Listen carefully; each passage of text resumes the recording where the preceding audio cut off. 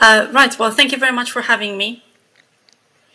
I will go through my presentation, and I would like to get some questions from the public as well, if there are any, because obviously scams are quite a hot topic, so I'm ready to talk about it a little bit more in detail. So yes, here we are. So that's me. Right, scams. But actually, let's start with fraud. Fraud comes in different shapes and sizes. We are talking about impersonation. We are talking about third-party fraud. We are talking about bot attacks. We are talking on a regular basis about card-not-present fraud. We talk about malware attacks and so on. And one of the other fraud attacks also is an account takeover. And in that mix, we also have something called scams, which is an equivalent of social engineering.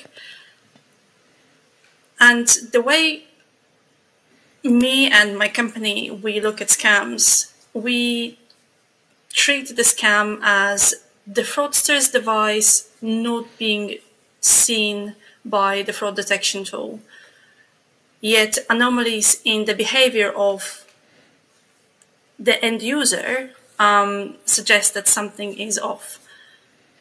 So we will be looking at the genuine user's device and their potentially genuine behavior.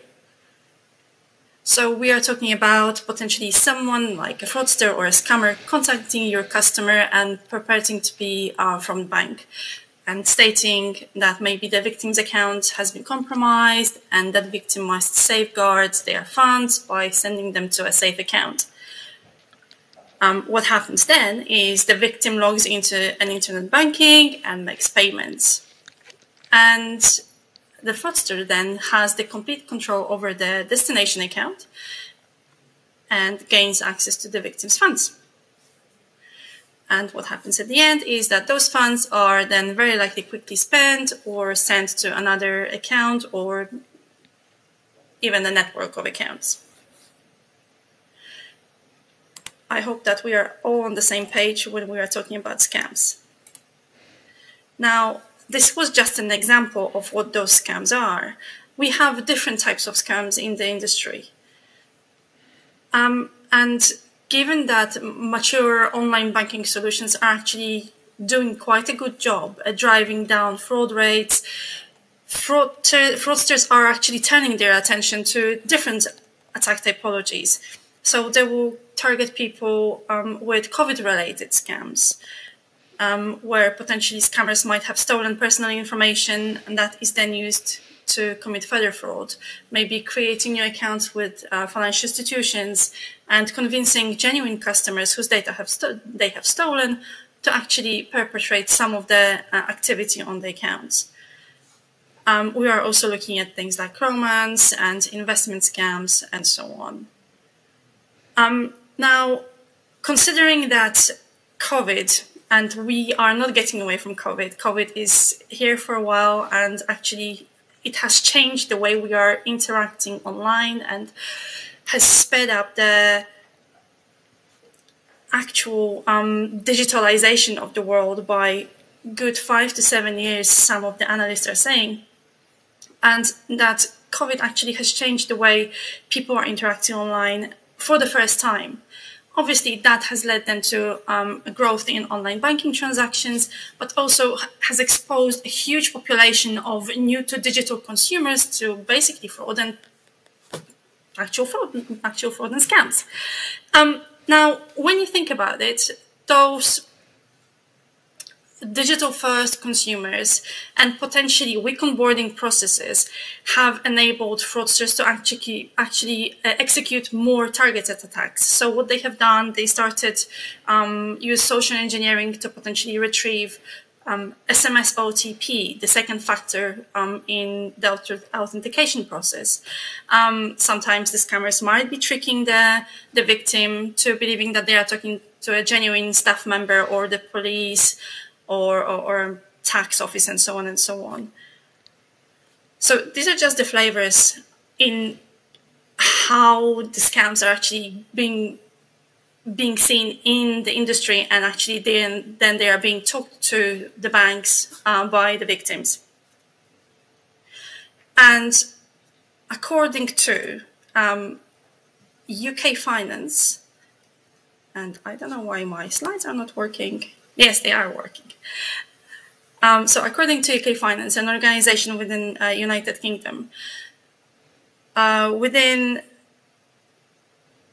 this year, so 2021, in the first half of the year, actually the authorized push payment scams have actually gone way and above the number of amount of money stolen from genuine cards.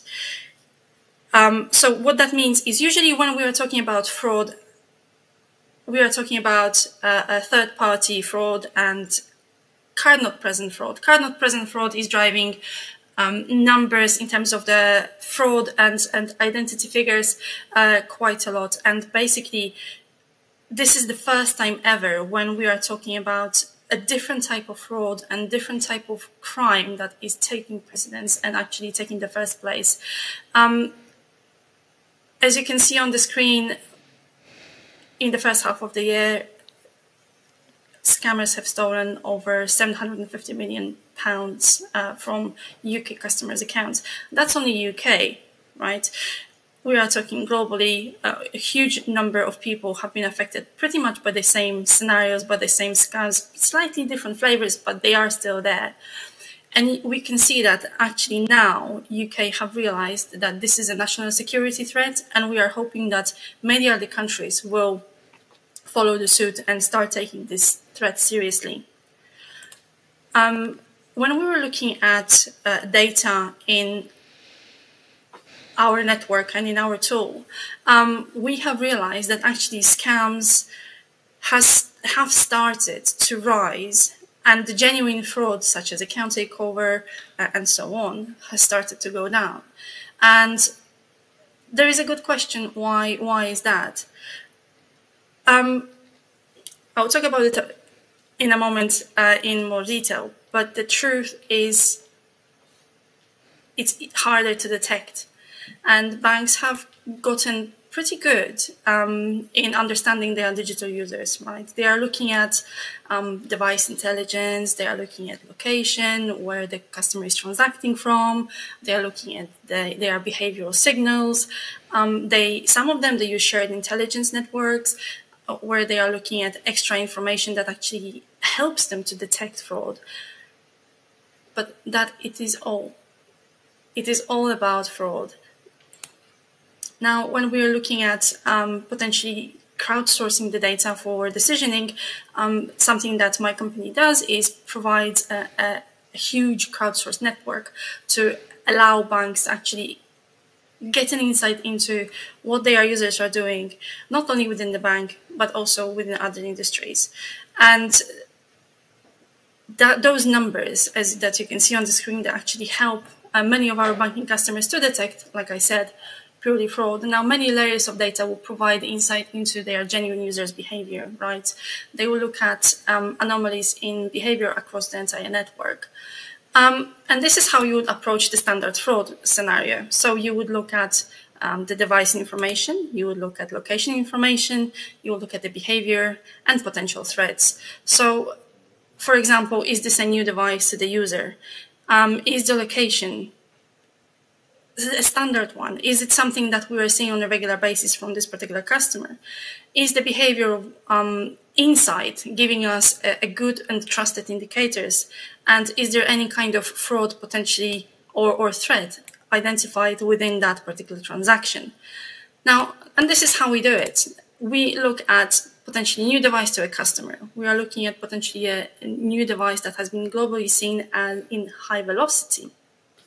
We are also looking at unusual large proximity to home address, and maybe an abnormal use of keyboard or mouse movements, and potentially threat indicators coming from the global network that say this is a bad user, this is a bad actor within your network. And this is how we detect fraud.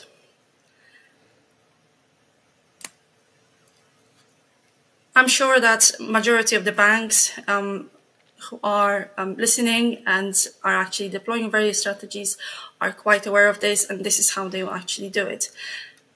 Now, because banks are so good at this and they are detecting things like account takeover attacks,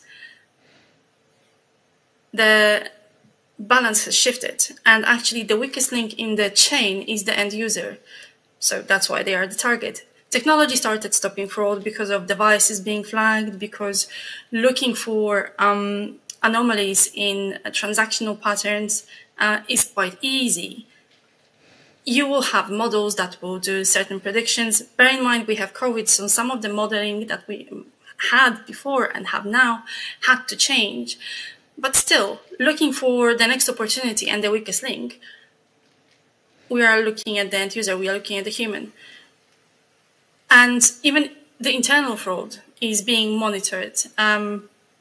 It's easier to identify potentially bad actors within your own organization, but convincing someone who is a genuine banking user that they should give their money away is the next best thing, right?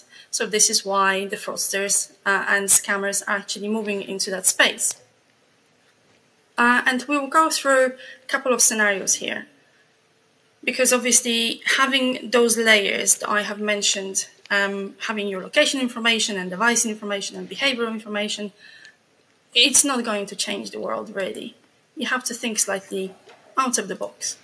So in this standard scenario, we'll have a fraudster who contacts the customer, potentially says, I'm from Amazon or, I don't know, Allegro in Poland, and they'll say, you are due a refund. And maybe, you are a special customer, we are going to send some money into your account. And what the fraudster will do, the fraudster will then appear to that particular customer, and they'll say you need to download a special tool to actually allow you to process a transaction, and they'll install things like TeamViewer, which is a remote access tool, and they will then go to the next step. They will actually start taking control over the genuine user's device. What they will then do is they will ask the victim on a fake page to complete a form to process the refund. And then what will happen, the victim will actually log into their internet banking or things like that to maybe check whether the refund has been processed. But by that time, the fraudster will take over the account and they will take over the actual machine and hide the screen from the user. So potentially quoting technical difficulties, and then fraudulent payments will be processed, because what will happen is the customer will divulge the information to the fraudster on the fake form, and obviously that's quite easy for them to process and take further and spend money from the account. This particular scenario is quite easy to detect because there are ways of detecting remote access tools, and the next step that we are going to talk about is slightly different. We are going to be talking about a similar situation where we have a fraudster contacting the customer and purporting to be from a bank or another institution, and again asking to telling the customer that they need to safeguard their account because the account is in danger, or there is some kind of sense of urgency imposed onto the customer to actually move the money to a safe account. What the customer will do, they will act on the instructions and they will completely cooperate with the fraudster. They will do exactly what they are being told. They will send the money to that extra account that has been potentially created for them to safeguard the money. And unfortunately, that account where the money is sent is already controlled by the fraudster. So then the fraudster obviously quickly spends the money and pushes those funds into another account or spends it on something else. Now, These are two different things. The first one was easy to detect because we had the remote access tool. We had some kind of indication of device being tampered with. Here, in this particular scenario, we have a customer actually doing something and not being able to, how would you say it? I think interact with the device in a way that will suggest that something is off, like using their remote access tool. So what we are suggesting to our customers is three things. Three things need to change. Detecting scams requires actually holistic and networked analysis of customer interactions. You need to look at the technology adoption. You need to be able to actually analyze the patterns and analyze the behaviors. You need to be able to analyze the digital interactions. You can also profile your scam victims. You can look at how old they are, what is the device profile of the setup. You can potentially check if they are new to internet banking. You also have to look at education of your customers. And education and awareness are truly the key pillar to the defense against scams. Because without your customers knowing what it is that they need to do in order to protect themselves and help you to protect them, nothing will change. You also need to think about the way you actually process the transactions. Is it okay to interrupt the payment? Is it okay to stop, pause, think before you actually process the transaction? And I am going to talk about a couple of things in the space of technology that we are suggesting to our customers, and we are highlighting as some of those things that are quite important and worth exploring further. So these are some of the tech layers that will need to be deployed. We will look at a few layers. We will look at global beneficiary insights. We'll look at the behavioral biometric signals and digital signals. Now, other ones are things like active call detection, where you are able to actually see whether your customer who is interacting with online services is currently on a mobile app as well, or on a phone, talking to a potential fraudster. And you need to realize the fact that one single thing is not going to stop all of your scams, but having this multi-layered and data-driven approach is going to help you a little bit more in the long run. So this is what we have done to some of our customers, and this is how we help them with fraud detection and scam detection mainly. In the first one, we were talking about using the beneficiary of the account as globally recognizable entity. So right now, when you're looking at this scenario, you can potentially see that there is a low payment amount being sent to a random beneficiary.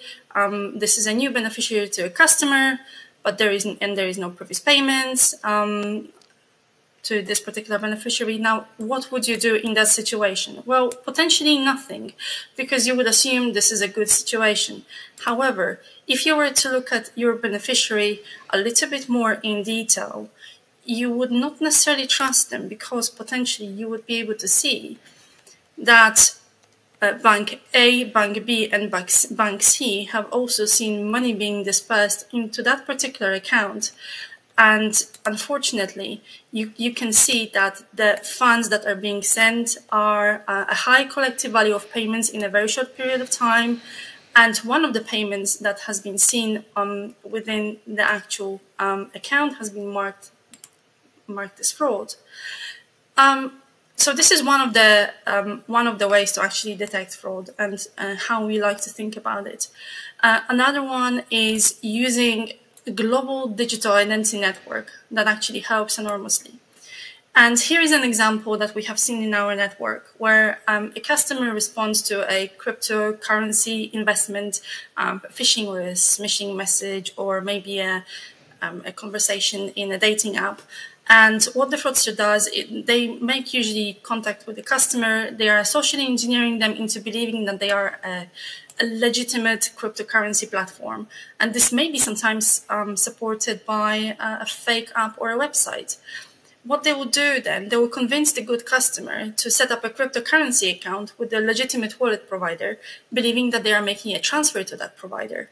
Because obviously, customers are greedy, not only naive, but they're also greedy. And what the fraudster will do, they will trick the customer into transferring the balance to a different account, sometimes even in a country, presumably under a premise that the accounts are for the legitimate cryptocurrency, are incorrect, and so on and so on. However, here what we have seen is we have seen a customer who has opened an account with a cryptocurrency, and they have then logged into their online banking, and they started sending money into that cryptocurrency account. Now, for a bank, what you would be able to see is the find that they would only see money going out and potentially customer realizing they have been a victim of scam.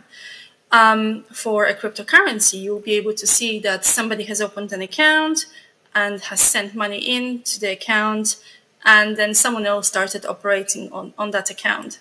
Now, whilst each party only sees the event on their own platform, our global identity network actually can see the fraud end-to-end, because what happened at point 2, where the victim has been asked to open a cryptocurrency account, they were using an email that was different to what was actually registered at the bank. And in the third step, where the victim was making a payment, they have made payment to this new cryptocurrency account using the same device from the same location that they usually log on to. And we were able to actually highlight to the bank and to the cryptocurrency that we have had this extra additional layer of data to protect the victim's transaction, and also